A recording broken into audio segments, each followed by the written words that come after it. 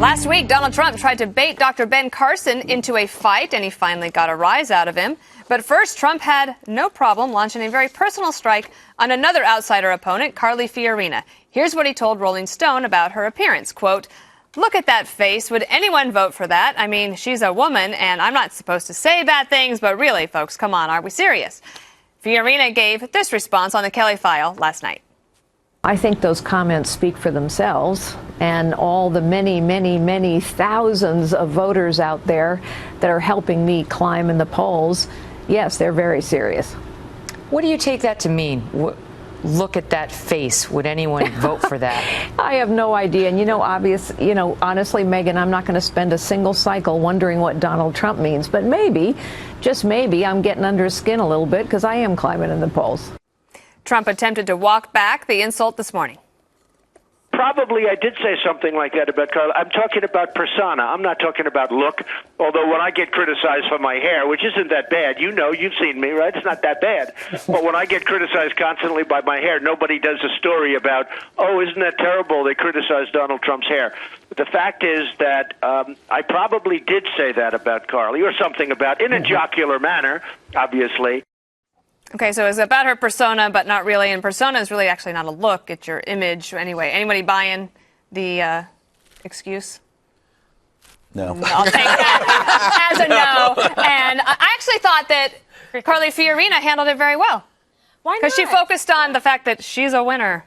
Well, and yes, of course. And by the way, she's a tough lady. She's not sitting there crying in the corner saying, woe's me. She wants to be president of the United States, okay? So she can handle this. People are talking about her. She has Trump's attention.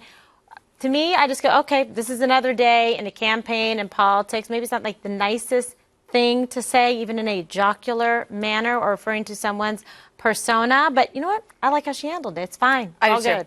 This is something that I was wondering about today. So Donald Trump dominates in the media everywhere that you turn.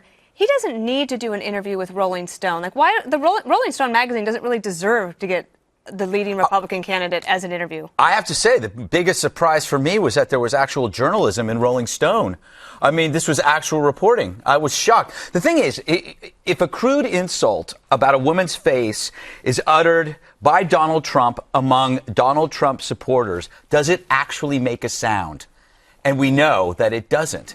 And it's because we have learned that none of these things matter. And this is actually a blessing for Donald Trump, and it's a curse. It's a blessing because people have realized that whatever he has created, he's been able to galvanize a force that is saying, basically, screw you to the status quo. That is now blows everything away. The insults don't matter. Nothing matters. The problem is he doesn't have any critical guardrails. He's got to have somebody around him. Maybe it's his wife. I don't know. But there's got to be somebody around him, a critical guardrail that says to him, you know what? You've already got your hardcore base. If you want to win other people, we need an expectation of better behavior than you're operating with now. It's funny, but it may not last. But I don't think he's surrounded by people like that, because in the article it says, Eric, that the staff all laughed uproariously when he said it. And then today he's put in a position of having to try to walk it back and gets them off track for a day. So, I mean, maybe if he is the undisputed frontrunner. I'm going to show you a poll now. CNN today, 2016 GOP nomination, Donald Trump clocking in at 32%. And this is with registered voters. So he's got something here. Do you think he needs to maybe add somebody who would say, oi, knock it off? And so I see the 32%. I see Carson at 19%, 51% basically say it almost doesn't matter what they're physically saying, because Donald Trump can be the polar opposite of Ben Carson. They can say the exact opposite on many things, and still they're going to garner 51% of the GOP vote. Basically, the voters on the right are saying, I don't really care what they are, but what they aren't. What they aren't are politicians, typical D.C. politicians. What Donald Trump does by making these statements, I don't think they're slips.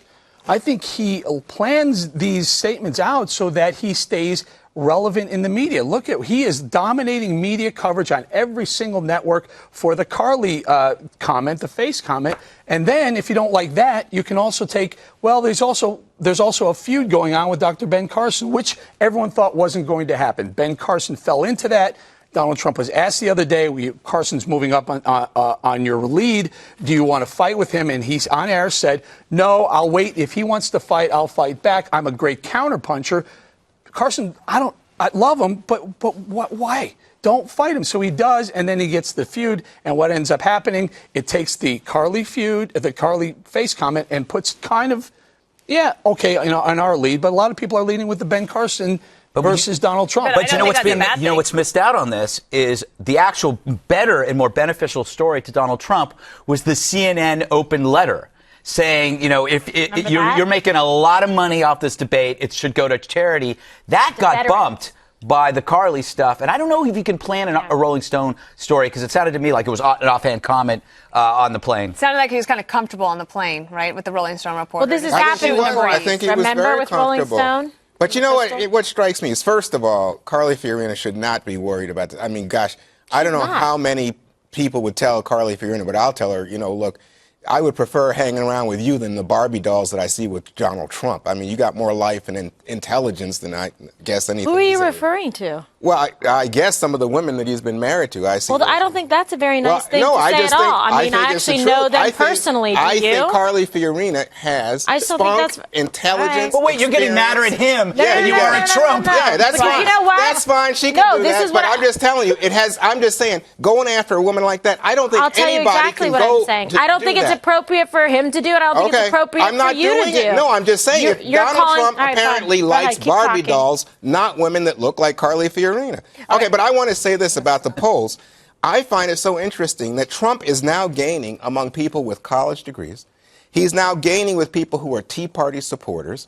He is, the big news out of this poll to me is, here we are now, the weather's turning, and Donald Trump remains at the top of the Republican ticket. It's, to me, what's incredible is 51% of Republicans say they see him as the eventual winner. And Jeb Bush just keeps receding. There's nothing in the poll that indicates there's any traction for him. Well, let's take a look at this, at the two frontrunners and the little feud that Eric mentioned. This is Donald Trump and Dr. Ben Carson. I realize where my success has come from.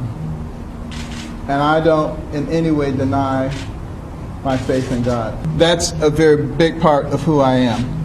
Humility and the fear of the Lord. I don't get that impression with him. Maybe I'm wrong. Who is he to question my faith when I am, he doesn't even know me. He was a doctor, perhaps an okay doctor, by the way. You can check that out, too. We're not talking about a great... He was an okay doctor. Because he's a doctor and he hired one nurse, he's going to end up being the president of the United States? See, I don't think that works, Greg. He's an okay doctor. He was the first to separate conjoined twins 22 years ago. Yeah, as Andy Levy said, he's a very divisive person, Ben Carson.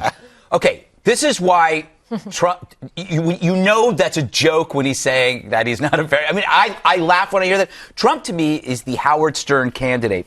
Remember how Howard Stern would talk about the five?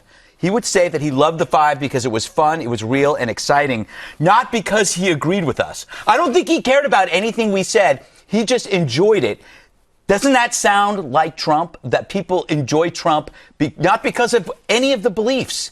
Sooner or later, that will matter. I think he attracts people over the immigration issue, but certainly conservatives can't be pleased over raising taxes, right? But in that poll, I think it was 75% in talking about the outsiders that lead on the Republican side, talking about Carson, Fiorina, and Trump. They said 75% of Republicans said we back them because we agree with their views. I was like, how could... No, people back candidates because they like them. They have a like. Oh, yeah, okay. I agree with Greg, but their views? But think about this, Juan. 51% of the voters in that CNN poll picked either Donald Trump or Ben Carson, two guys who've never held office and couldn't be more opposite. Ben Carson was crying on air yesterday, and it was so touching. He was so moving because he was talking about his small donors, and he didn't want to disappoint the small people who could only, or the low-income people who could only afford $25. He did not want to waste their $25. He is so filled with heart. Donald Trump is not that guy. He goes after you in your face. He said he's a counterpuncher. But the two of them are dominating the polls because The right is sick of D.C. politics. It doesn't matter what they say. People like those But two let me for the tell other you, reasons. so they're both at the top, Eric. You know why Carson said what he said? It's because the evangelical vote is so critical. And I think Trump made a big mistake when he said, he's never asked for forgiveness from the Lord. But it apparently didn't have all that terrible an impact among evangelical voters. Carson reminds them that Trump comes back and says, who's he to question my faith? I'd say to Mr. Trump, well, who were you to question President Obama's place of birth? Is this the tactic, though? Is this Bobby Jindal today going after Trump full-throated, right after? Well, I think it shows, how do you get news coverage? You do it at the debate. Get news coverage, right, Kimberly? You get news coverage by talking about Trump. Leading into it, you do it when you have the stage. I don't know. I think today was probably the right time to do it, to get yourself out there a little bit and be remembered before the debate next week. Yeah, why not? I mean, look, he's a newsmaker. Whether you like it or not, you agree with what he says or his tactics, people are covering him, not just this place. All the networks are covering what he has to say and the ideas. And yes, he says things that are divisive and that are, yes, they catch people's attention. They offend. Some people are inspired by what he says because they're tired of politics as usual. It all depends. Let's see how it shakes out. I mean, this is a free country. Everybody's entitled to get in. God knows everyone has on the Republican side. Let's see about the next debate and, what happens there. Carly Fiorina, she's holding her own. I think for the next... And I think she looks quite nice and quite beautiful. And I think you can be an attractive woman and smart, too. Oh, yeah. Juan. Oh, I don't doubt that. By the way, you know what the big good news is for Republicans from my outsider perspective? There's tremendous enthusiasm on the Republican side, generated in part, I suspect, by Donald Trump, Carson, Fiorina. Obama. No, I know. Gosh, you guys have been hating on Obama forever, but I'm talking about right now. That's not a fair thing to say to me. Oh, no? Okay. Hating on Obama? No. Okay, well, you guys have We're just going to beat up on you an for the rest. antagonism towards Obama for a long time. But we have the reason why Trump is entertaining has to do with us. I mean, basically, what he is doing is what we do for a living. But we have no responsibility at all tied to these things that we say. I've been doing this at Fox for 8 years. I've insulted people. I've been obnoxious and arrogant, but I don't have any responsibility. Now you're actually seeing this kind of sensibility in the political realm. As a candidate, that could be a first in history, where a guy actually goes out and says the things that we've said on this show many times, build a wall, but we know we're not going to build it.